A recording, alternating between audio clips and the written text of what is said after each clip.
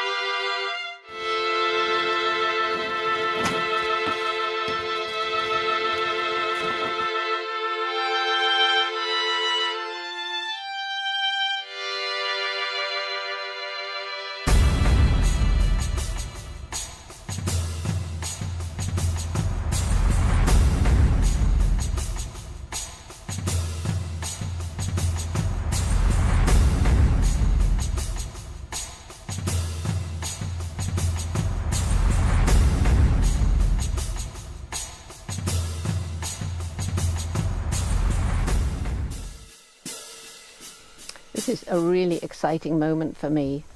Here is Wunda, and she nearly died, but thanks to Rebecca, she came back from the dead almost. I mean, I saw her looking almost dead, but anyway, now she has a will to live, and here she is about to come out into this paradise. She's the 15th chimpanzee to get her freedom here, and we hope ultimately to have about 60 on the island, all waiting, and I'm hoping that for my 80th birthday, which is next year, that we can raise enough money to bring all of them out and give them all their freedom.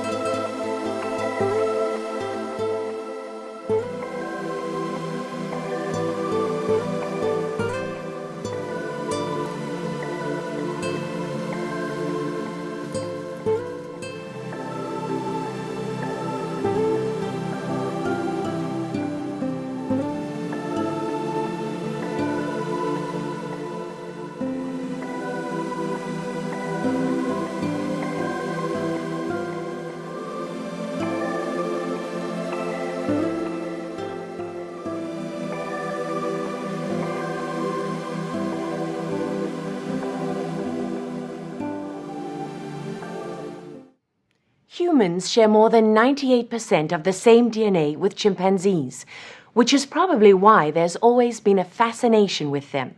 What we know of them is mostly because of one woman whose name has become synonymous with chimps, Jane Goodall. She was launched to fame by National Geographic, whose stories about her life in an African forest with chimpanzees made her an iconic figure. She was the first to discover that wild chimpanzees were capable of making and using tools, a revelation that turned the scientific world upside down, challenging the convention that tool-making was what made humans unique. 50 years later, Jane Goodall considers her role now to be more important than ever, which is why we wanted to go back with her to Africa. There's only one way to get to the Gombe forest, by boat.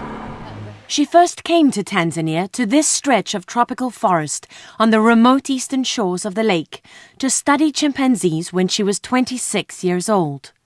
A young girl from England with no scientific training, just a notebook and binoculars. We followed the forest trails for hours, through the towering trees and tangled vines, searching for Jane Goodall's chimpanzees. Then that unmistakable sound that led us right to them. Look at the little baby. And it's pretty amazing, the entire family. Jane instantly recognized her favorite family. 3 generations right there in front of us. She's followed this family for 50 years and gave them the names they're still known by today. What do you love about them? Just everything. This is little Goodall, nearly 2 years old. He's one of the youngest here. And his mother Gaia, who Jane's known for 17 years. His grandmother is Gremlin. Jane says she's one of the oldest and most gentle chimps in the forest. She's known her since she was born in 1970. Jane. Yeah, I can hear. Who's that? Glitter. 12-year-old Glitter is little Goodall's aunt.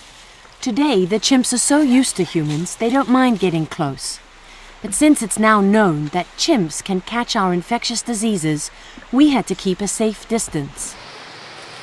When Jane arrived here in 1960, she had the opposite problem. At first, the chimps didn't want to come near you. Yes, first they were afraid, then they became belligerent. And then when I wouldn't go away, well, I guess she's okay. They came to trust.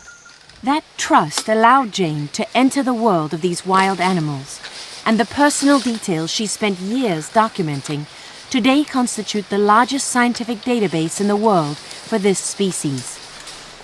It was obvious watching them that they could be happy and sad.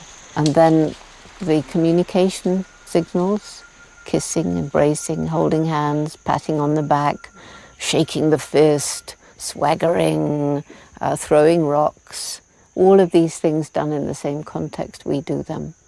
How did you see their sense of humor? I've seen a mother laugh when she hears her older child who hasn't paid attention and he hasn't noticed which way she's gone, and the older child is going through the forest whimpering, crying, you know. And the mother's up in the tree, quite quiet, and you hear her going, just laughing. I mean, it's just... Can you make a greeting? Let me get into the mood of doing the pant grunt of greeting. Yes. And a laughing, which is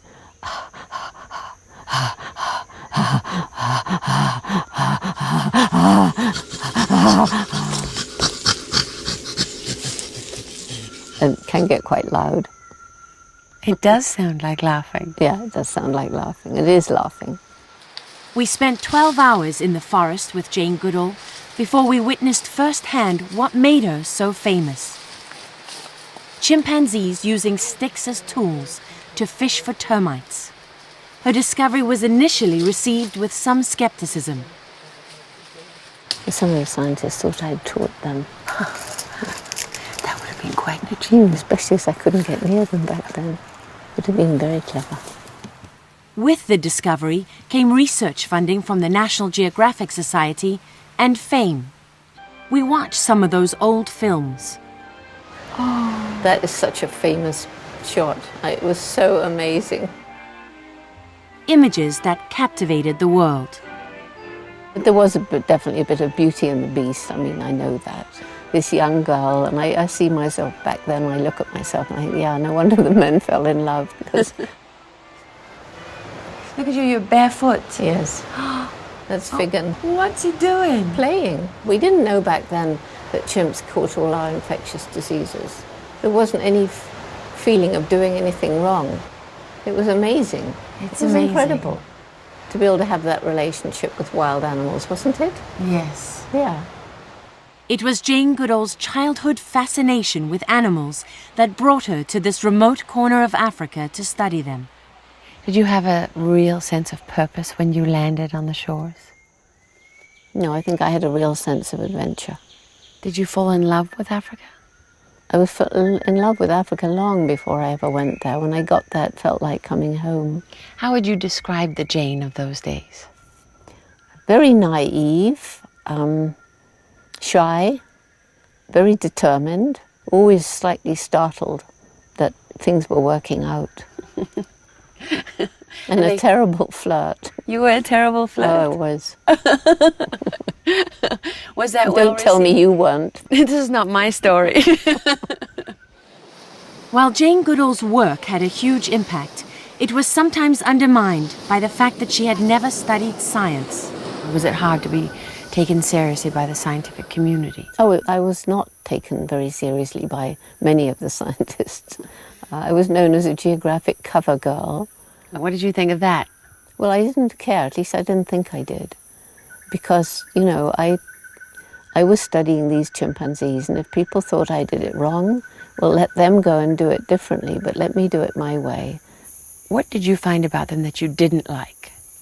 I hated the fact that they could be very cruel and brutal, and that they have a dark side just like us.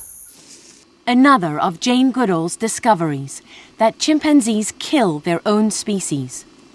One more way they resemble humans.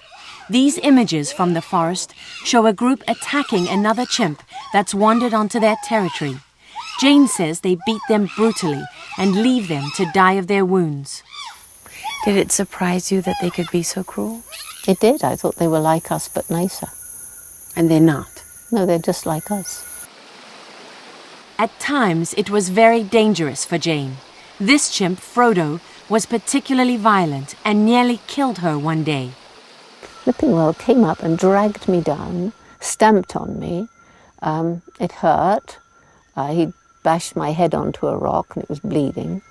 And then he went away, and I thought, oh, well, I've survived. And then he came back and did it again. And then he pushed me over the edge. And if there hadn't been some little bushes growing there, I wouldn't be here now, because it was a way big drop. This is Frodo's older brother, Freud. Although he looks menacing, Bill Wallauer, who filmed these pictures, says it's just a show, meant to intimidate. Got somebody. It's a chimp? Yeah. Where? Just through the veg there in the tree. Bill came here to work for the Jane Goodall Institute and lived in the forest for 15 years. Wow, look at those eyes.